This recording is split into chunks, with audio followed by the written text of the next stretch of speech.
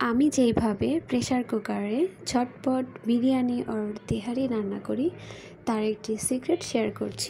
আজকাল আমরা সবাই কম বেশি বিরিয়ানি কিংবা তেহারি কিংবা কাচ্চি বিরিয়ানি রান্না করতে পারি। সো লেটস কুক বিরিয়ানি আর তেহারি। আমি এখানে ফার্স্টেই পেঁয়াজ বাদামি করে ভেজে নিয়েছি, আদা রসুন জিরা বাটা অ্যাড করে নিয়েছি, তেজপাতা দারচিনি এলাচি লং দিয়ে নিয়েছি, একটা সিক্রেট বিরিয়ানি মশলা দিয়েছি যেটা আমি বাসায় নিজেই বানিয়েছি। এই মশলাটা বিরিয়ানির সাথে দিলে বিরিয়ানির পারফেক্ট টেস্টটা পাওয়া যায়। জায়ফল জয়িত্রী কাবাব চিলি আরও কিছু সিক্রেট ইনগ্রেডিয়েন্টস দিয়ে আমি এই মশলাটা বাসায় নিজেই বানিয়ে নিই।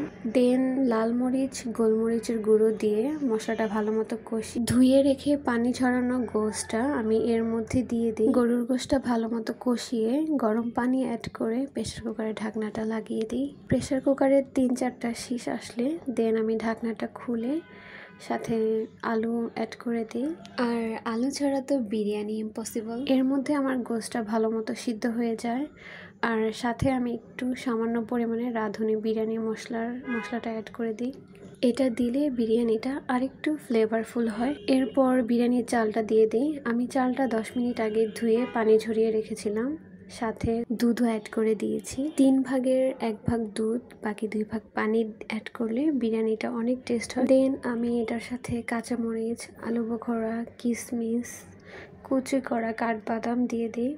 কাঠবাদামের স্ক্রিপ্টটা আমার নাই, আমার মনে হয় ভুল হয়ে গেছে ভিডিও করার সময়। এরপর ভালো মতো নেড়ে চেড়ে লবণটা একটু চেক করে নেই, সাথে সামান্য পরিমাণে একটু চিনি দিই। সামান্য পরিমাণ চিনি দিলে বিরিয়ানির টেস্ট একটু ব্যালেন্স আসে, খেতে অনেক মজা লাগে। পানি একটু শুকিয়ে আসলে অল্প পরিমাণে কেওড়া জল দিয়ে দিই। সামান্য পরিমাণ ঘি দিয়ে প্রেসার কুকারের ঢাকনাটা 10 মিনিটের জন্য লাগিয়ে দিই। এটা 10 মিনিট দমে রাখার পর ঢাকনা খুললে পারফেক্ট একটা বিরিয়ানি রেডি। সিরিয়াসলি বিরিয়ানিটা অনেক টেস্ট হয়েছিল আলহামদুলিল্লাহ। আমার হাজব্যান্ড অ্যান্ড বাচ্চারা তো অনেক পছন্দ করেছে।